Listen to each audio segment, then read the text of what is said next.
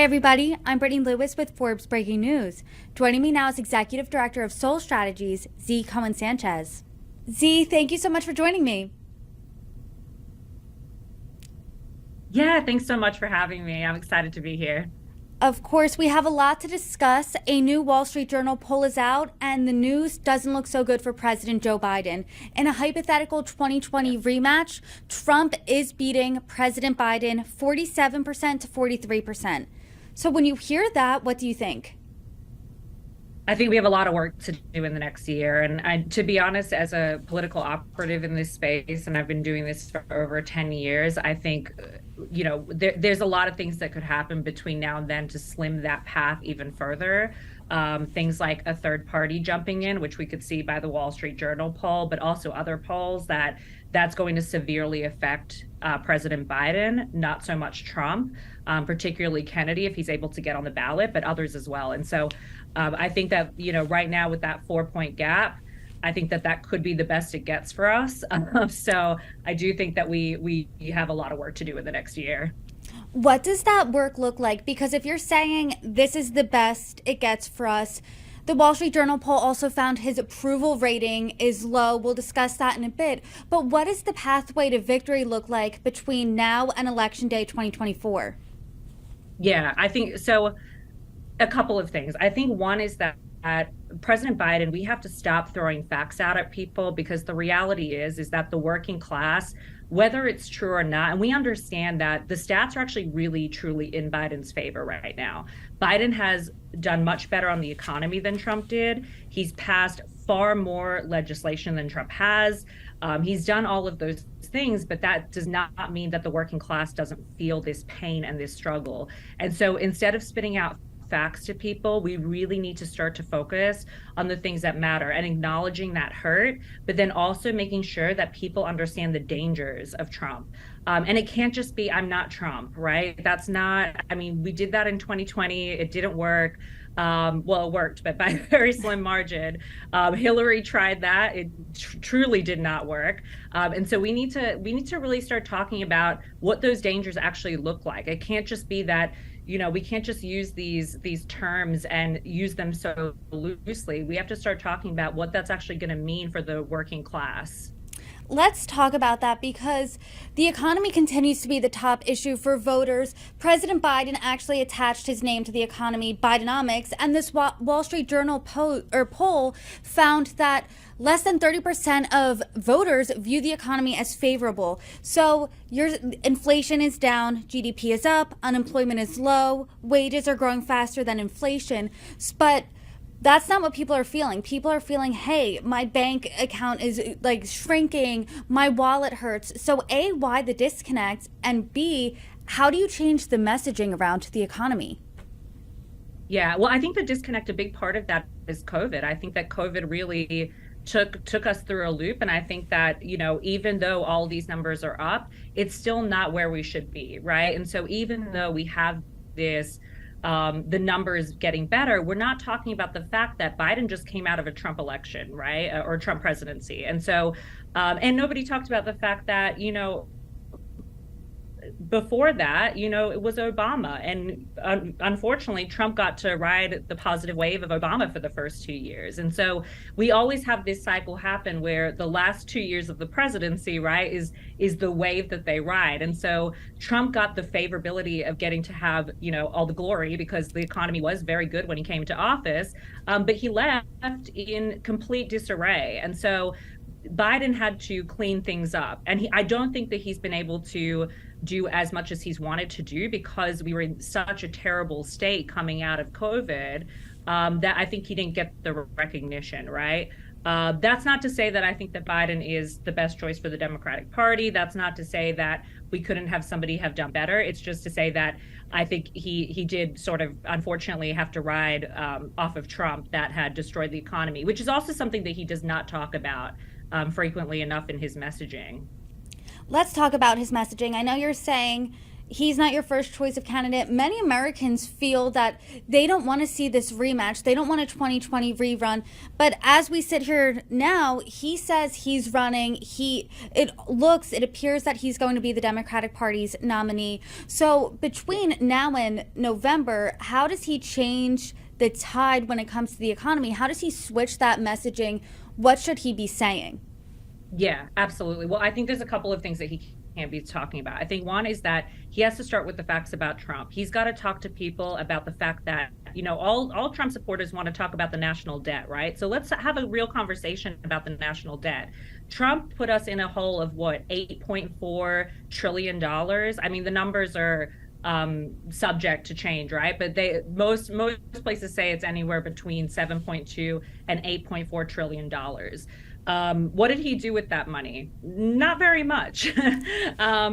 What about Biden? So Biden only put us between 2.9 and they say at the very most 4.8 trillion, right? But Biden also passed the infrastructure bill. This is something that Trump was promising us for years and didn't even attempt to pass, right? Biden got in and he did that in his first 2 years in office, which is amazing. We needed that infrastructure bill passed. Also, yes, he's going to have to talk about women's health and women's rights, right? Understandably, unfortunately, Roe v. Wade got overturned during his presidency, but we also have to talk about who stacked the Supreme Court, right? That was Trump, okay? And then also we have to talk about the fact that the Republicans, they want to get rid of Medicare and Social Security. We have to start talking to people about that because that's the reality, is that I know that things are bad right now for the working class, but unfortunately they could get a hell of a lot worse for the working class. Not just with inflation and not just with what it looks like in our bank accounts, but all the hard-earned money that we've worked for through Medicare and Social Security will and can be wiped out at all to do anything about the student debt crisis, right? So I do think that we can talk about the economy in terms of what Biden has done, but what's more important is using some of these tactics that the Republicans use all the time, right? They're consistently using fear, but we need to do it in a productive way. We need to use fear to help people to understand that things could get a lot worse, and democracy is also one of those things that, we could be running into a situation where we have no elections anymore. That sounds very grim. And I think the Democratic Party in 2020 used fear to say, you have to vote for President Biden because he's not Trump. But as you and I are talking right now, his favorability is pretty low. It's at 37% according to this Wall Street Journal poll. So how do Democrats get people or get voters excited to vote blue, to vote for the Democratic Party, to support President Biden? Because is it enough to say, hey, well, he's not Trump? Because right now, Trump has a very solid support base in the Republican Party.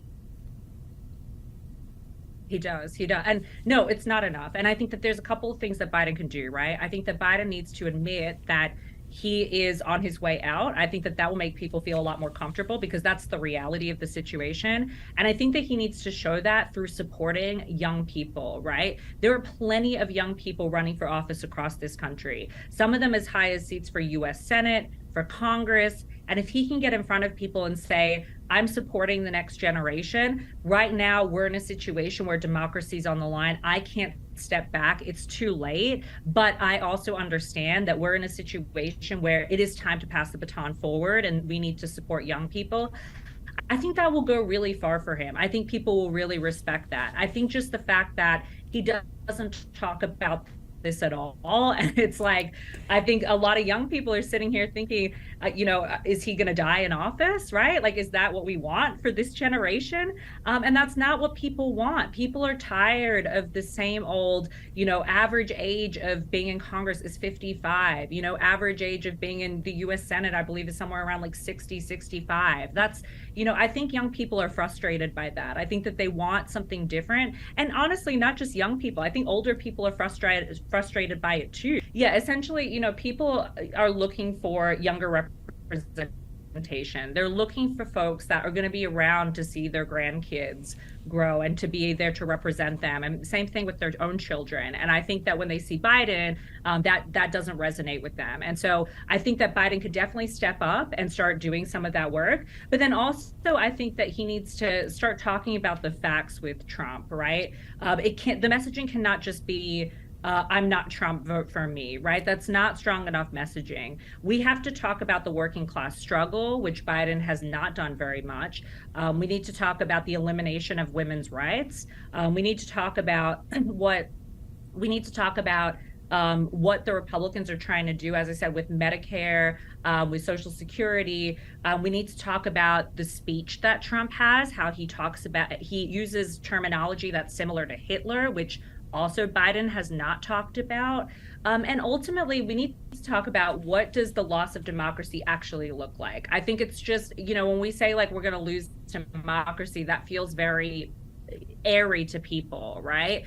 We need to talk about what that looks like. Well, that looks like we could potentially have no elections anymore, right? Do we want to live in a country where we are a true dictatorship, where we have no elections, we don't vote? These are things we need to start talking about. And also, I think Biden needs to also talk about the fact that the very people right now who are supporting Trump will be the first people that are affected by all this, right? His white, older male supporters are not going to be affected like the Mexican population in El Paso, where he's skyrocketing statistically right now, right?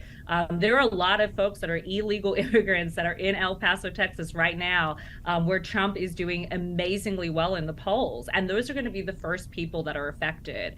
And so we need to, as a Democratic Party, we need to be talking about that. We need to be talking about, and we need to start trying to get those people over to our side, which means that we also have to change the strategy of how we're reaching people. It can't just be a digital campaign. We need to get out there and we need to talk to people on college campuses, at the doors, on the phone. And Biden's team just simply has not been doing that. You bring up a really interesting point because I've talked to voters all across the country, and if you ask them, was your life better now or back in 2019? Most of them say it was better before. So how do you convince people, hey, you should vote for the guy who your life you consider is worse under? Yeah. I think that we have to talk to them about the reality of the situation, that Trump was not the person that came in and changed the country in 100 days like he claims that he did, right? Obama had an extremely strong economy. And I think that Obama being there for 8 years proved that, right? And so I think we need to start talking to people about that as well and tell them about, this is how the presidency works. Because I think a lot of people, they don't understand how the presidency works and how we are consistently needing to build up on our progress, right? It's not something where somebody can just come in and all of a sudden tomorrow things are going to be different, right? We need to consistently build up on that progress. And what they were feeling was the economic benefit of Obama, not of Trump. I think I think I want to touch on your point about I don't think people understand how the presidency works because Trump did lay groundwork. He did appoint or nominate 3 Supreme Court justices who then, during Biden's presidency, rolled back women's rights with overturning Roe v. Wade. So my question to you would be, what do you think the future of the Democratic Party looks like? Because as we sit here now, it is a rerun of 2020. It's a flashback. It is Groundhog Day. So how do you paint the picture of the future when really right now it is a past election, fast forward 4 years? It is. No, you're 100% right. I mean, and we've been in this pattern for a long time. I mean, really, like Obama was the first person that had come in quite some time that was different, right? And we saw what happened with Bernie Sanders. I mean, there is definitely a resistance in the Democratic Party to have fresh blood, I would say, or to have not even fresh blood, but people that are really standing truly strong against big corporations, which actually is something else that we need to talk about to voters, is the fact that all of these issues that they're seeing right now in terms of the economy, a big part of that has to do with the fact that Trump has given the biggest corporate tax breaks that we've ever seen in the history of this country, to the top 10th of 1%, right? And who's suffering for that? Well, the working and the middle class are suffering. And so, I think that this is definitely an issue within the Democratic Party that we need to talk about. And I think it starts with, we need to make internal changes in the Democratic Party. It's not just about who runs, it's about the selection process of who runs, right?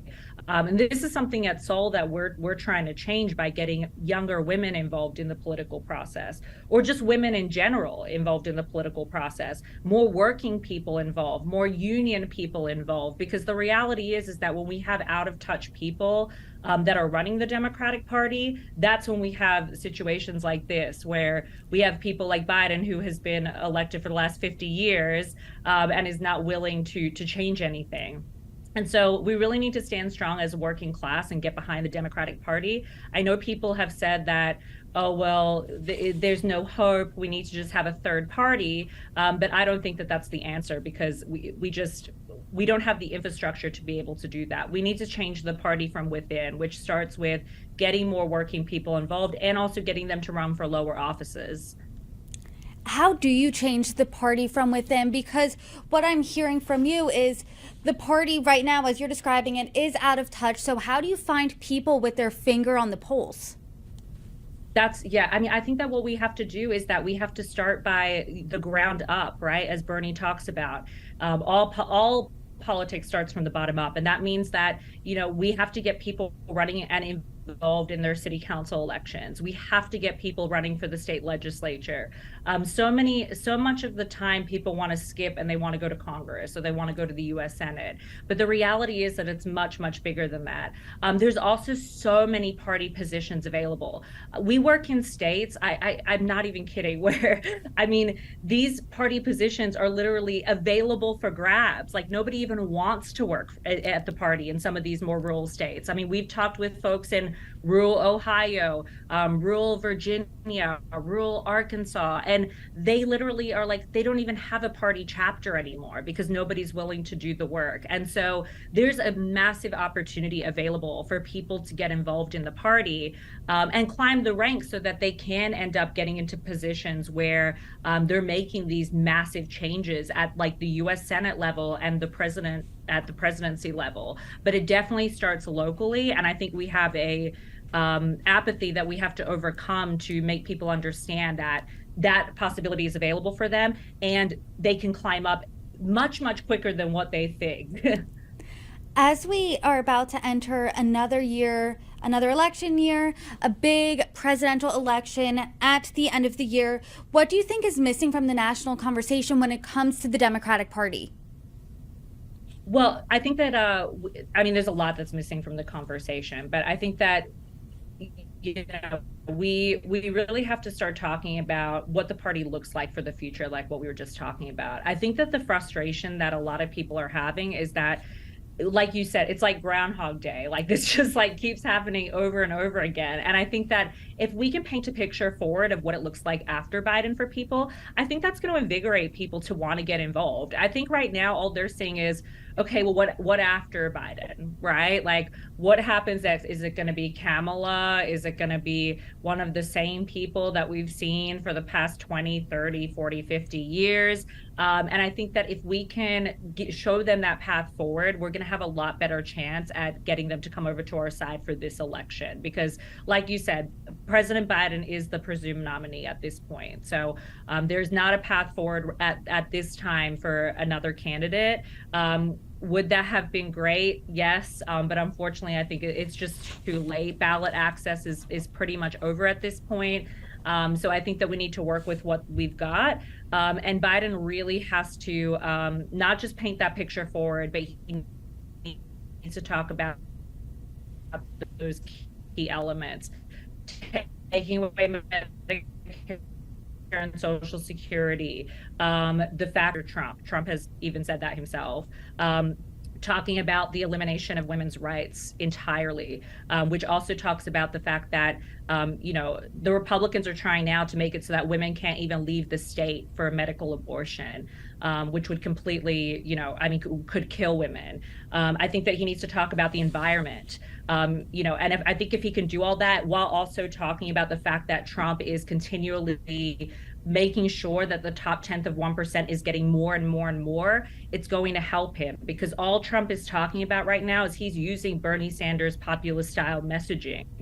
He's talking to, I just saw him talk 2 days ago, actually, here on Forbes, where he was at a rally in Reno, where he's talking about that Biden is terrible for the working class because he's trying to eliminate cars and he wants electric cars, which are going to take away union jobs.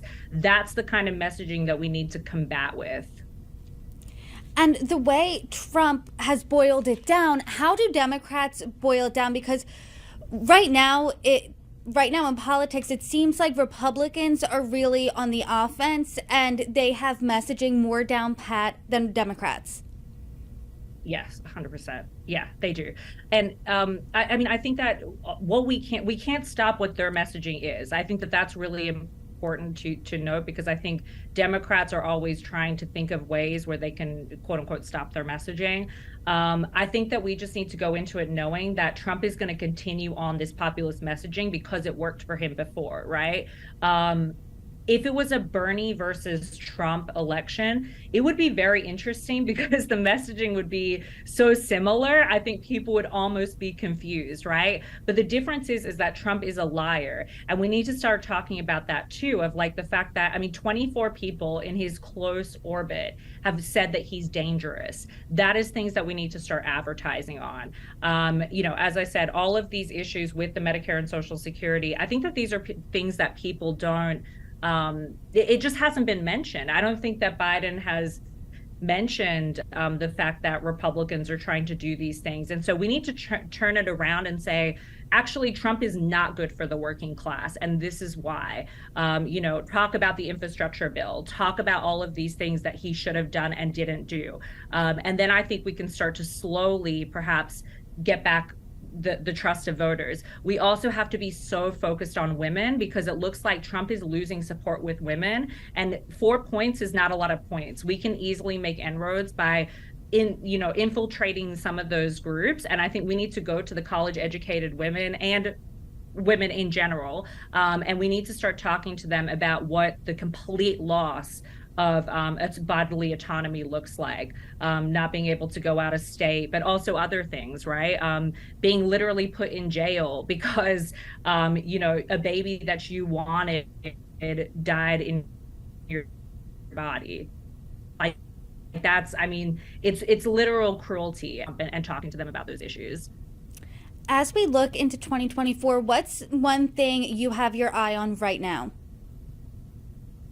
For 2024, I think that we need to rethink not just the messaging, but the strategy. And so we have done a lot of work at the local level, and also, all the way up to the U.S. Senate, to really start to push candidates on getting to the doors and talking to people face to face. We know statistically that talking to people face to face works.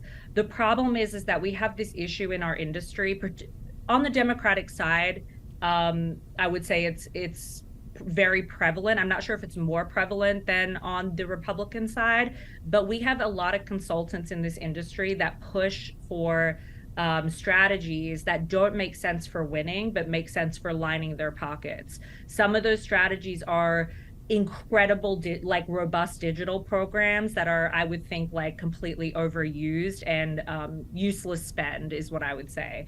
The saturation of TV, which most people don't even watch TV anymore. But again, these are very high profit margins for consultants, but not good for winning elections. The things that are good for winning elections are that door-to-door strategy. It's that face-to-face conversation. It's calling people. It's getting back to our roots of what organizing looks like.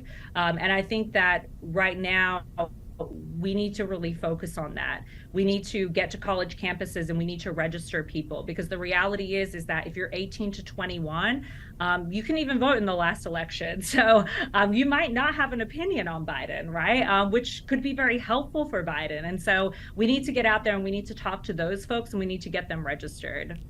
See, Cohen-Sanchez, thank you so much for joining me today. I really appreciate your insights. You're welcome back anytime. Thank you so much. Thanks for having me.